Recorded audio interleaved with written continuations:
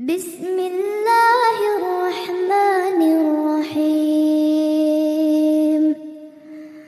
Allahu la ilaha illa huwal hayyul qayyum. Bihamdillahi wassalatu wassalamu ala rasulillah wa ala alihi wa sahbihi wa mawalah wa la hawla wa la quwata illa billahi wa ba'du. Alhamdulillah, segala puja dan puji hanya milik Allah subhanahu wa ta'ala. Salawat dan juga salam kita hadiahkan kepada Rasul kita Nabi besar Muhammad sallallahu alaihi wa ala alihi wasallam. Ma'asyiral muslimin wal muslimat yang dimuliakan Allah subhanahu wa ta'ala, alhamdulillah di malam hari ini setelah sekian bulan kita tidak mengadakan kajian di tempat ini karena juga terhalang dengan Ramadan. Alhamdulillah di malam hari ini Allah subhanahu wa ta'ala memberikan nikmat kepada kita sehingga kembali kita bisa membuka kajian di malam hari ini, karena sebentar lagi kita akan menghadapi bulan Dzulhijjah, di mana di bulan Dzulhijjah ini banyak amalan-amalan yang sangat istimewa, dan amalan-amalan itu adalah amalan-amalan besar yang dicatat dalam Islam. Maka kita akan mengambil tema di malam hari ini tentang amalan-amalan penting yang dianjurkan untuk diamalkan di bulan Dzulhijjah. Ma'asyiral muslimin wal muslimat rahimakumullah. Kita tahu bahwa Allah subhanahu wa ta'ala menciptakan bulan dalam satu tahun itu jumlahnya 12. Dari 12 bulan ini Allah kecualikan ada 4 bulan yang disebut dengan Ashhurul Hurum, bulan-bulan suci, bulan-bulan mulia. Tapi dari 4 bulan hurum atau bulan-bulan suci ini, yang paling utama adalah bulan Dzulhijjah. Dari 4 bulan yang disebut dengan Ashhurul Hurum, maka yang paling istimewa itu adalah bulan Dzulhijjah. Karena bulan-bulan Ashhurul Hurum itu 1 Dzulqa'dah, bulan yang sekarang kita lalui, kemudian yang kedua bulan Dzulhijjah, kemudian yang ketiga bulan Muharram, dan yang keempat bulan Rajab. Lah dari 4 bulan hurum ini yang paling istimewa adalah bulan Dzulhijjah. Kenapa sangat istimewa? Inilah yang kita akan bahas. Apa penyebabnya? Ma'asyiral muslimin yang dimuliakan Allah subhanahu wa ta'ala, pertama, Allah subhanahu wa ta'ala menyebutkan di dalam Al-Quranul Karim bahwa bulan Dzulhijjah adalah bulan yang disyariatkan di dalamnya untuk memperbanyak zikir. Jadi bulan Dzulhijjah adalah bulan di mana ada hari-hari dalam bulan Dzulhijjah itu disyariatkan memperbanyak zikir kepada Allah subhanahu wa ta'ala, dan itu diisyaratkan dalam surah Al-Hajj ayat 28. Allah subhanahu wa ta'ala berfirman, liyashhadu manafi'a lahum wa yadhkuru ismallah fi ayyamin ma'lumat ala ma razaqahum min bahimatil an'am liyashhadu manafi'a lahum, agar mereka menyaksikan hal-hal yang bermanfaat bagi mereka, wa yadhkuru smallah, dan agar mereka banyak berzikir kepada Allah fi ayyamin ma'lumah, pada hari-hari yang sudah diketahui. Sebagian ahli tafsir mengatakan yang dimaksud hari-hari yang diketahui dalam surah Al-Hajj ayat 28 ay ashir dzil hijjati wa thalathatu ayyamin ba'da, ashiru dzil hijjati wa thalathatu ayyamin ba'da, maksudnya adalah 10 awal bulan Dzulhijjah dan 3 hari setelahnya. Jadi tanggal 1 Dzulhijjah sampai tanggal 10 ditambah 3 hari setelahnya yang disebut dengan hari-hari tasyrik. Itulah yang disebut ayyam ma'lumat, yang disyariatkan di dalamnya memperbanyak zikir. Karena kalau kita sudah masuk di bulan Dzulhijjah tanggal 1, itu sudah disunnahkan untuk takbir, untuk bertakbir. Ini yang pertama. Yang kedua, Allah Subhanahu wa taala bersumpah di dalam Al-Qur'anul Karim seperti yang disebutkan dalam surah Al-Fajr ayat 2. Allah mengatakan wal fajri walayalin ashri, demi waktu fajar dan demi malam-malam yang 10. Berkata Imam Ibnu Katsir rahimahullahu taala, walayalin ashri, kata Imam Ibnu Katsir adalah al-muradu biha ashru dzil hijjati, kama qala Ibnu Abbasin wa Ibnu Zubair wa Mujahid wa ghairu wahidin minas salafi wal khalaf.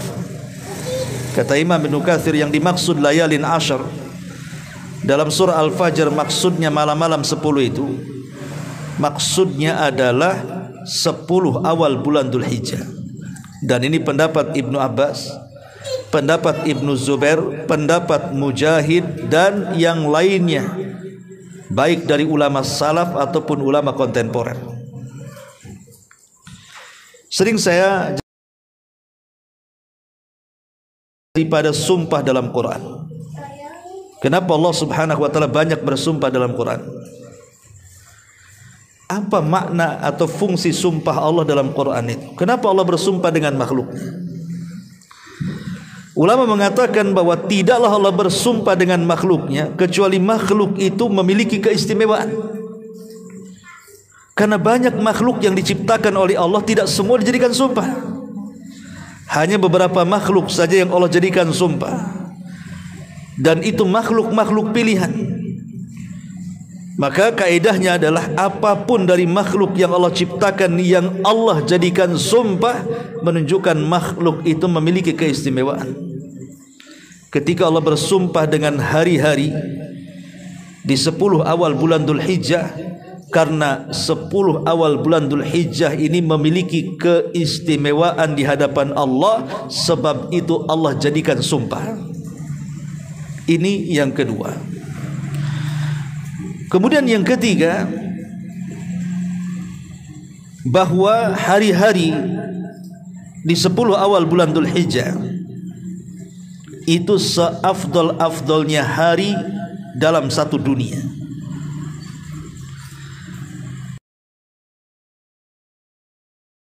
Yang senantiasa berputar di antara kita. Kemudian dari hari berganti pekan, dari pekan berganti bulan, dari bulan berganti tahun. Begitulah waktu diputar-putar oleh Allah Subhanahu wa taala. Lah hari-hari dalam setahun itu kan banyak jumlahnya. Tetapi dalam setahun itu ada hari-hari yang dinyatakan paling afdol hari-hari dunia. Dan itu dijelaskan di dalam hadis Nabi sallallahu alaihi wasallam. Kata Nabi sallallahu alaihi wasallam dari hadis Jabir bin Abdullah radhiyallahu an, afdalu ayyamid dunya al-ashru. Seutama-utama hari di dunia ini adalah 10 awal bulan Dzulhijjah. Lihat kata Rasul, seutama-utama hari di dunia adalah al-ashru, maksudnya ashru Dzulhijjah, 10 awal bulan Dzulhijjah. Kila dikatakan wala mislahunna fi sabilillah, wala mislahunna fi sabilillah illa rajulun affara wajhahu bit-turabi. Kemudian dikatakan, ya Rasulullah, apakah orang-orang yang beramal soleh di hari-hari tersebut, maksudnya di 10 awal bulan Dzulhijjah yang merupakan hari terbaik dunia, kalau ada orang yang beramal itu setara dengan orang-orang yang berjihad di jalan Allah? Kata Nabi SAW, tidak setara, kecuali kalau yang berjihad itu mengotori wajahnya dengan tanah alias syahid, baru setara. Lihat, Nabi SAW sampai mengatakan seutama-utama hari dunia ada 10 awal bulan Dzulhijjah. Kemudian dikatakan, baik wahai Rasul, kalau memang yang paling utama dalam setahun itu 10 awal bulan Dzulhijjah, apakah orang yang beramal soleh, umpamanya sedekah, puasa, baca Quran, berzikir, silaturahim, birrul walidain, sebutkan amal soleh yang lainnya, apakah setara pahalanya dengan orang yang berjihad di jalan Allah? Kata Nabi SAW, tidak setara, kecuali yang berjihad ini mati syahid, baru setara. Coba bayangkan logika ikhwan,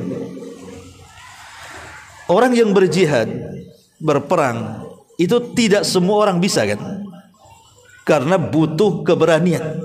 Orang kalau tidak berani mana bisa jihad? Mendengar petasan aja lari. Orang tidak pernah biasa berjihad. Jangan itu, orang tak terbiasa jihad terkadang melihat darah saja lemas, belum lagi bunuh orang dia sudah lemas duluan tuh. Karena memang jihad itu perlu keberanian, kalau tidak berani mana bisa. Tetapi begitulah jihad.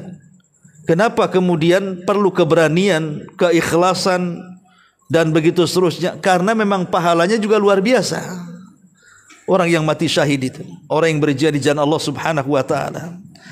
Tetapi kita tidak perlu harus turun ke medan perang atau medan tempur untuk melawan musuh. Cukup memperbanyak amal soleh di 10 awal bulan Dzulhijjah itu setara dengan orang yang mati syahid. Saking mulianya hari-hari di 10 awal bulan Dzulhijjah ini. Ini yang ketiga. Yang keempat, anna fil ashri min syahri Dzulhijjati yauma Arafah, bahwa di 10 awal bulan Dzulhijjah itu ada hari yang disebut dengan hari Arafah. Hari Arafah. Dalam hadis Aisyah Ummul Mukminin radhiyallahu anha, Nabi sallallahu alaihi wasallam bersabda, "Ma min yaumin aktsar min an yu'tiqallahu fihi 'abdan min an ya'tiqallahu fihi 'abdan minan nar min yaumi Arafah wa innahu la yadnu thumma yubahi bihimul malaika fayaqulu ma arada haula." Tidak ada satupun hari, kata Rasul, di mana dalam satu hari itu Allah banyak memerdekakan hambanya dari api neraka, kecuali hari Arafah. Karena hari Arafah itu tempat berkumpulnya jemaah haji, dan yang menentukan sah dan tidaknya haji itu adalah Arafah. Disitulah ada syariat wukuf. Namanya wukuf di Arafah. Bagi yang tidak haji diganti dengan puasa. Namanya puasa Arafah. Tanggal 9. Ya. Lah ketika manusia berkumpul di padang Arafah, disitulah Allah Subhanahu wa ta'ala banyak memerdekakan hamba-hambanya dari api neraka. Dan itu tidak terjadi di hari selain Arafah dalam 1 tahun. Allah banyak memerdekakan hamba-hambanya dari api neraka itu hanya ada di hari Arafah. Bahkan Allah Subhanahu wa ta'ala mendekat kepada hambanya, turun dari langit mendekat kepada hambanya. Kemudian Allah Subhanahu wa ta'ala membanggakan para malaikatnya dan mengatakan, ma arada haula, wahai para malaikat, apa yang mereka kehendaki? Maksudnya kenapa jemaah haji itu sampai ke sini? Apa yang mereka kehendaki? Ma'asyiral muslimin yang dimuliakan Allah Azza wa Jalla, maka kemudian para malaikat menjelaskan bahwa mereka datang dalam kondisi susah, berdebu, berjalan kaki hanya untuk mencari ampunannya, mencari ampunanmu ya Allah. Maka Allah Subhanahu wa ta'ala mengampuni dosa manusia sebanyak yang ada di padang Arafah itu. Dan ini merupakan keistimewaan gitu ya. 10 awal bulan Dzulhijjah, di mana ada 1 hari yang disebut hari Arafah. Dan Arafah sendiri, kenapa disebut Arafah? Arafah kan semacam tempat, di situ ada gunung, ada Jabal Rahmah namanya di Arafah itu. Ada yang mengatakan disebut Arafah karena ketika Ibrahim menyelesaikan membangun Ka'bah, maka Allah Subhanahu wa ta'ala mengajarkan Ibrahim manasik haji. Maka setiap Allah mengajarkan manasik haji, Allah mengatakan kepada Ibrahim, arafta ya Ibrahim, engkau tahu ya Ibrahim. Maka Ibrahim mengatakan, araftu. Aku tahu. Setiap Allah mengajarkan sebuah ajaran, Ibrahim mengatakan araftu. Kemudian diajarkan lagi araftu. Maka tempat itulah kemudian Ibrahim yang mengatakan araftu. Dalam bahasa Arabnya araftu, aku tahu. Ya. Maka namanya disebut Arafah. Ini satu riwayat. Ada yang mengatakan Arafah di sini karena manusia yata'arafu adz-dzunub. Mereka saling mengakui satu dengan yang lainnya tentang dosa-dosa yang pernah mereka lakukan. Makanya orang yang haji kemudian mereka wukuf di Arafah, maka di antara hal yang dianjurkan ketika mereka sedang wukuf adalah mengingat dosa-dosa yang pernah dilakukannya. Kemudian minta ampun kepada Allah di situ. Dan Allah akan mengampuni dosa-dosanya sehingga setelah dia pulang ke rumah dari manasik haji, maka dia seperti anak yang baru dilahirkan orang tuanya. Makanya tempat itu kenapa disebut Arafah? Karena di situ tempat pengakuan dosa dan tempat bertobat dari dosa. Ini satu riwayat. Kemudian yang ketiga, dia juga mengatakan disebut Arafah karena ketika Adam turun ke bumi di Sri Lanka, kemudian Hawa di Jeddah, keduanya saling mencari. Berjumpalah di Arafah. Kenapa disebut Arafah? Karena Adam mengenali, maka tempat itu disebut Arafah. Ada juga yang mengatakan kenapa disebut Arafah? Karena di situ tempat kenalannya jemaah haji satu dengan yang lainnya. Kamu dari mana? Asal kamu dari suku mana? Asal kamu dari negara mana? Akhirnya saling kenal di situ. Maka disebut Arafah. Terlepas dari kenapa kemudian Arafah disebut Arafah dengan berbagai macam versi para ulama, tapi yang jelas bahwa hari Arafah adalah hari di mana Allah banyak memerdekakan hambanya dari api neraka, dan ini menunjukkan keajaiban bulan Dzulhijjah. Ini yang keempat. Yang kelima, bahwa anna fil ashri min syahri Dzulhijjah yauman nahri. Ingat, di 10 awal bulan Dzulhijjah itu ada hari yang disebut yaumun nahri, hari penyembelihan kurban. Dan itu tidak ada di hari-hari yang lainnya. Kurban itu hanya ada di bulan Dzulhijjah. Itu pun waktunya hanya 4 hari saja. Dalam setahun itu kurban itu hanya dibatasi 4 hari, dimulai tanggal 10, 11, 12, 13. Setelah itu tidak ada kurban lagi. Dan itu terjadi di bulan Dzulhijjah. Nabi SAW bersabda, "A'zamul ayyami indallahi yaumun nahri." Seutama-utama hari di sisi Allah adalah hari ketika kamu menyembelih kurban. Thumma yaumul qar. Thumma yaumul qar artinya hari kedua setelah hari korban. Disebut hari qar. Ya. Dari sini kita tahu Nabi SAW sampai mengatakan a'zamul ayyam, seagung-agungnya hari. Artinya apa? Ini bukan hari biasa, karena Rasul yang mengatakan seagung-agungnya hari di sisi Allah Subhanahu wa taala adalah hari ketika kita melakukan penyembelihan. Itu hari yang paling agung tuh. Maka siapapun yang Allah berikan kemampuan rizki untuk berkurban. Kalau kita punya kemampuan, tidak sanggup membeli unta, beli sapi. Tidak bisa membeli sapi, beli kambing. Tidak bisa membeli kambing urunan 7 orang 1 sapi. Jadi masih ada kesempatan. Karena orang yang sanggup berkurban kemudian tidak berkurban diusir dari masjid di zaman Nabi. Kata Nabi SAW,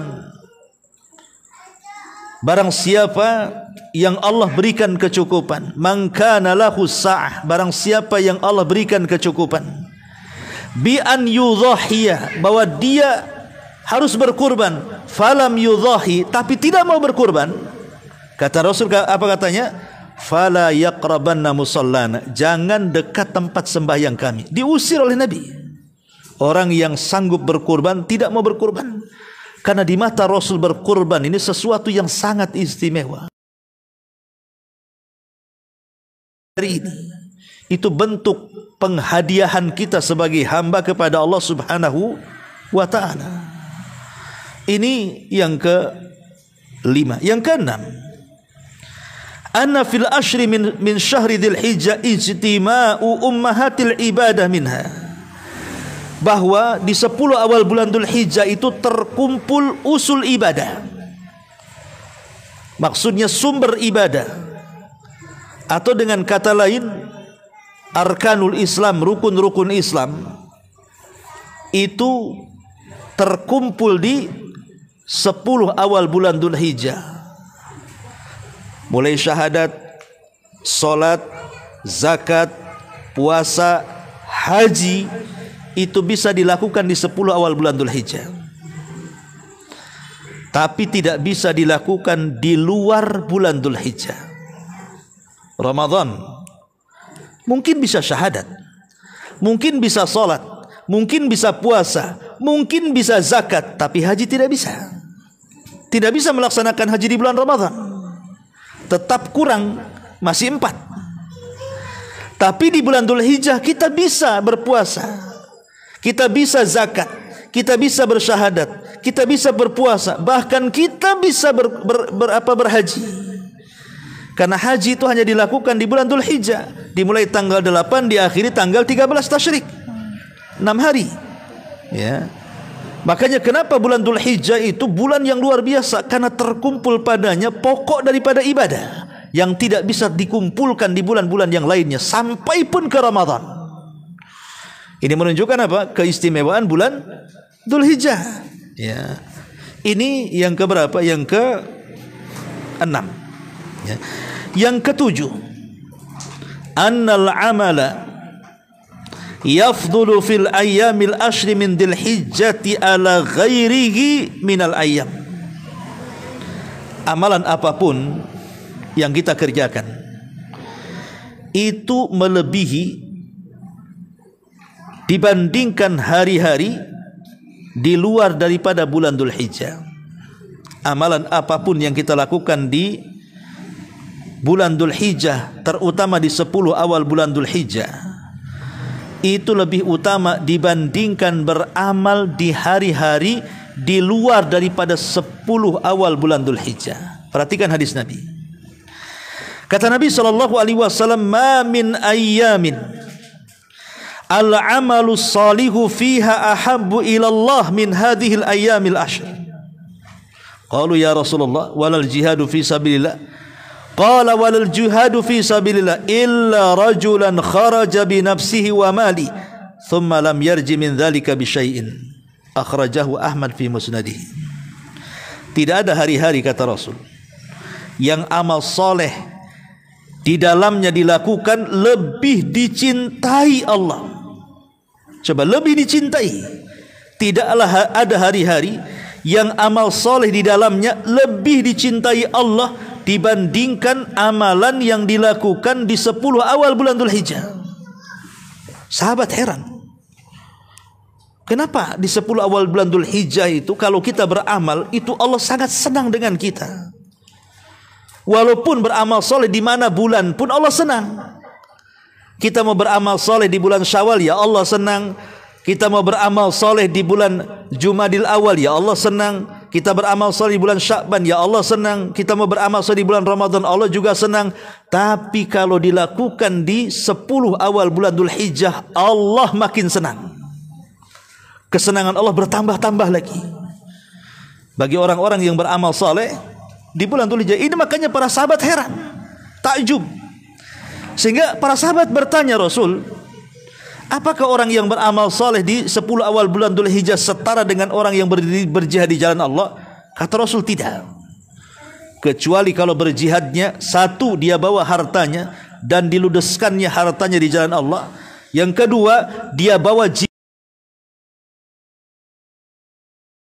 Dengan kata lain, habis kekayaannya dan hilang nyawanya, dan dua-duanya dipersembahkan untuk Allah Subhanahu wa taala, baru sebanding. Ini yang ketujuh, ya. Ma'asyiral muslimin yang dimuliakan Allah Subhanahu wa taala. Adapun amalan-amalan tambahan di bulan Dzulhijjah, pertama, ada'u manasikil haji wal umrah.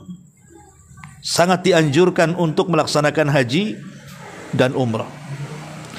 Bagi yang Allah berikan rizki, kesanggupan berangkat haji, haji. Karena bagaimanapun tidak ada balasan bagi yang haji yang mabrur kecuali sorga. Al-hajjul mabrur laisa lahul jaza illa al-jannah. Haji yang baik itu tidak ada balasan kecuali sorga. Yang kedua, al-muhafadhatu ala salatil faridati wan nafilah. Ingat, sangat dianjurkan lebih lagi menjaga salat 5 waktu dan sunnah-sunnah. Karena orang yang beramal saleh di 10 awal bulan Dzulhijjah atau umumnya di bulan-bulan hurum itu dilipat gandakan pahalanya, sebagaimana perkataan Ibnu Abbas radhiyallahu anhu. Kemudian yang ketiga, puasa. Puasa yang disebut dengan puasa Arafah. Kapan puasa Arafah? Tanggal 9 bulan Dzulhijjah. Itu sangat dianjurkan melaksanakan puasa Arafah. Kemudian juga di antara hal yang sangat dianjurkanlah as-sadaqah, memperbanyak sedekah. Memperbanyak sedekah, karena sedekah itu amalan yang luar biasa. Kemudian yang kelima, at-takbiru wa tahmidu wa tahlilu wa dzikr. Memperbanyak takbir, memperbanyak tahmid, tahlil dan zikir. Dan itu dimulai dari awal bulan Dzulhijjah. Kita sudah mulai bertakbir, Allahu akbar, Allahu akbar, Allahu akbar, Allahu akbar, la ilaha illallah, Allahu akbar, Allahu akbar, walillahil hamd. Kita bertakbir, ya. Kemudian juga yang sangat dianjurkan adalah ibadah kurban yang saya sudah sebutkan di awal. Ibadah yang sangat istimewa, ibadah yang merupakan hadiah kita kepada Allah Subhanahu wa taala, dan juga memperbanyak istighfar, tobat kepada Allah Subhanahu wa taala. Kemudian memperbanyak qiraatul Quran, membaca Al-Quran, dan bersilaturahim, ya. Dan amal-amal yang lainnya yang sangat-sangat dianjurkan dilakukan di 10 awal bulan Dzulhijjah. Adapun yang paling fokus apabila menyebut kalimat Dzulhijjah, selain daripada ibadah haji, adalah ibadah kurban. Maka masih ada waktu kan dari sekarang ke 10 awal bulan Dzulhijjah, terutama hari kurban Yaumun Nahar itu, tanggal 10 Dzulhijjah kan masih adalah 1 bulan dari sekarang kan. Artinya masih berkesempatan untuk menabung supaya kita bisa berkurban minimalnya setahun sekali. Kenapa? Karena 5 perkara. Pertama, kurban itu bentuk taqarrub, mendekatkan kita kepada Allah Subhanahu wa taala yang paling cepat. Yang kedua, tarbiyatun nafsi, mentarbiah diri untuk senantiasa menjadi hamba yang baik kepada Khalik sang penciptaannya. Karena berkurban itu kan menghilangkan kekikiran, menghilangkan dengki karena dia harus berbagi, ya, menghilangkan hasad dan begitu seterusnya. Kemudian yang ketiga, izharut tauhid lillah. Kurban itu menampakkan tauhid karena Allah. Karena kita sedang menyembelih, untuk siapa menyembelih ini? Untuk Allah, bukan untuk yang lainnya. Kemudian yang keempat, tausiatu ala nafsi wal ahli wal fuqara wa ghairi dzalik. Mengajarkan kita dermawan sehingga kita bisa bersedekah kepada fakir miskin, kepada anak-anak yatim, kepada orang yang berhajat, bahkan untuk menyambung silaturahim dengan keluarga dan sanak famili. Dan yang terakhir tentunya idharus syukri nikmatillahi azza wajal, untuk menampakkan rasa syukur akan nikmat yang Allah anugerahkan kepada kita. Apa bentuk nikmatnya? Allah sudah tundukkan binatang kepada kita. Dengan tunduknya kambing kepada kita, kita bisa makan daging kambing. Dengan tunduknya ayam kepada kita, kita bisa makan opor ayam. Dengan ditundukkannya ikan, kita bisa beli ikan bakar. Dan kita bisa memakannya. Coba bayangkan kalau binatang-binatang itu tidak bisa kita tundukkan. Jangankan kambing, satu angsa saja yang suka ngejar-ngejar kita udah ketakutan tuh. Gimana kalau semua binatang ngejar kita dan menyakiti kita? Mungkin kita tidak mau satu planet dengan binatang. Tapi semua Allah tundukkan kepada kita sehingga kita bisa memakan binatang-binatang tersebut. Lah bentuk syukurnya Allah hanya minta satu, kurban. Itu Allah hanya minta kurban saja. Ma'asyiral muslimin yang dimuliakan Allah Azza wa Jalla, di sana ada syariat salat Id dan banyak lagi. Ya, intinya bahwa karena bulan Dzulhijjah juga sama dengan Dzulqa'dah dan sama dengan Muharram adalah bulan hurum, maka 2 perkara yang harus diingatkan. Pertama, bulan-bulan hurum adalah mawasimul khair. Dia adalah musim-musim kebaikan. Maka perbanyaklah kebaikan dari sekarang. Karena siapapun yang berbuat baik, Allah lipat gandakan pahalanya. Yang kedua, hindari maksiat. Jangan bermaksiat mulai sekarang. Jauhi maksiat, karena orang yang melakukan kemaksiatan di bulan-bulan hurum, kata Qatadah ibn Di'amah, dosanya akan dilipat gandakan. Makanya Allah ketika mengatakan dalam surah At-Taubah 36, ketika menyebutkan tentang bulan-bulan hurum, Allah akhiri ayatnya, fala tadlimu fihinna anfusakum. Jangan kalian berbuat zalim di 4 bulan hurum tersebut. Kenapa? Larangan zalim hanya di 4 bulan ini. Apakah kita boleh berbuat zalim di selain 4 bulan ini? Ya tidak boleh. Zalim di mana bulan pun tak boleh. Tapi Allah lebih menekankan di 4 bulan ini. Kenapa? Karena berbeda dosanya. Kita berbuat zalim di bulan Syawal, kita berbuat zalim di bulan Sya'ban, kita berbuat zalim di bulan Jumadil Awal dan akhir. Kita berbuat zalim di bulan-bulan yang lainnya selain Asyurul Hurum, ya berdosa.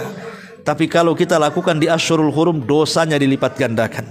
Inilah yang harus dipahami tentang keistimewaan bulan Dzulhijjah. Wallahu a'lam bishawab. Mudah-mudahan ada manfaatnya. Subhanakallahumma bihamdika asyhadu an la ilaha illa anta astaghfiruka wa atubu ilaik. Allahu taala alam. Assalamualaikum warahmatullahi wabarakatuh.